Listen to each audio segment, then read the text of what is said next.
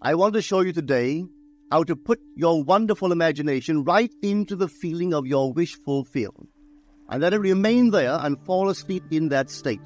And I promise you from my own experience, you will realize the state in which you sleep if you could actually feel yourself right into the situation of your fulfilled desire and continue therein until you fall asleep.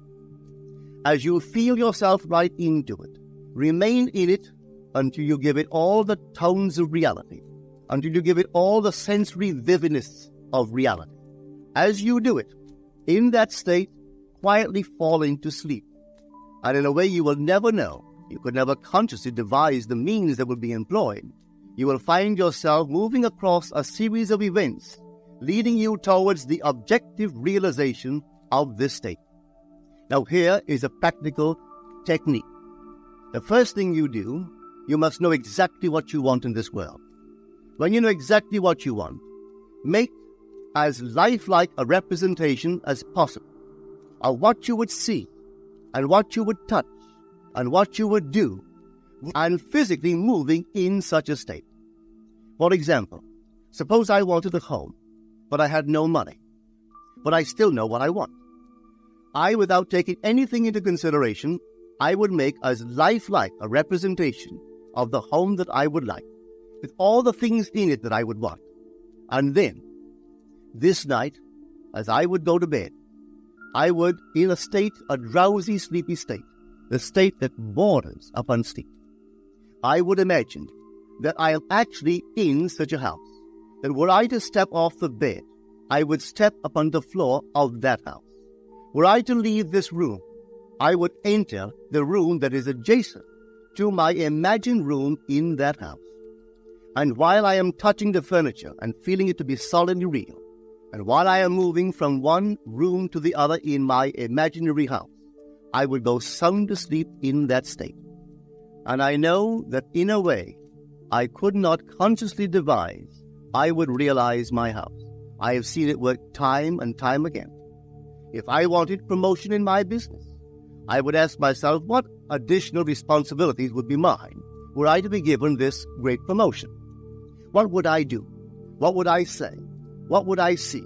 How would I act?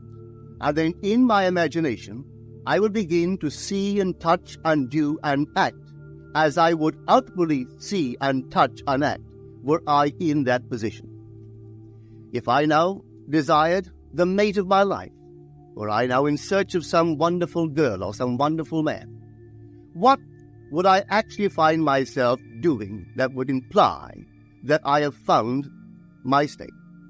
For instance, suppose now I was a lady. One thing I would definitely do, I would wear a wedding ring. I would take my imaginary hand and I would feel the ring that I would imagine to be there. And I would keep on feeling it until it seemed to me to be solidly real. I would give it all the sensory vividness I am capable of giving anything. And while I am feeling my imaginary ring, which implies I am married, I would sleep. This story is told us in the Song of Songs, or the Song of Solomon. It is said, "At night on my bed, I sought him whom my soul loveth. I found him whom my soul loveth, and I would not let him go, until I brought him into my mother's house, right into the chamber of her that conceived." If I would take that beautiful poem and put it into modern English, into practical language, it would be this. While sitting in my chair, I would feel myself right into the situation of my fulfilled desire. And having felt myself into that state, I would not let it go. I would keep that mood alive, and in that mood, I would sleep.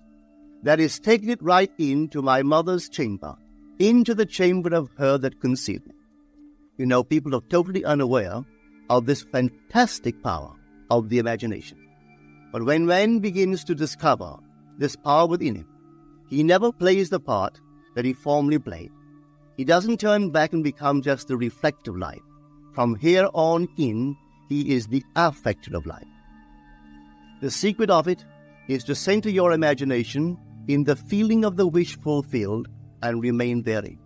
For in our capacity to live in the feeling of the wish fulfilled lies our capacity to live the more abundant life.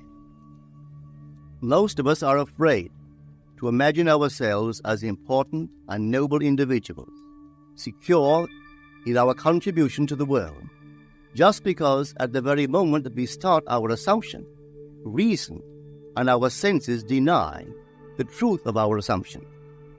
We seem to be in the grip of an unconscious urge, which makes us cling desperately to the world of familiar things and resist all that threatens to tear us away from our familiar and seemingly safe moorings. But I appeal to you to try it. If you try it, you will discover this great wisdom of the ancients, for they told it to us in their own strange, wonderful, symbolical form. But unfortunately, you and I misinterpreted their story and took it for history when they intended it as instruction to simply achieve our every objective.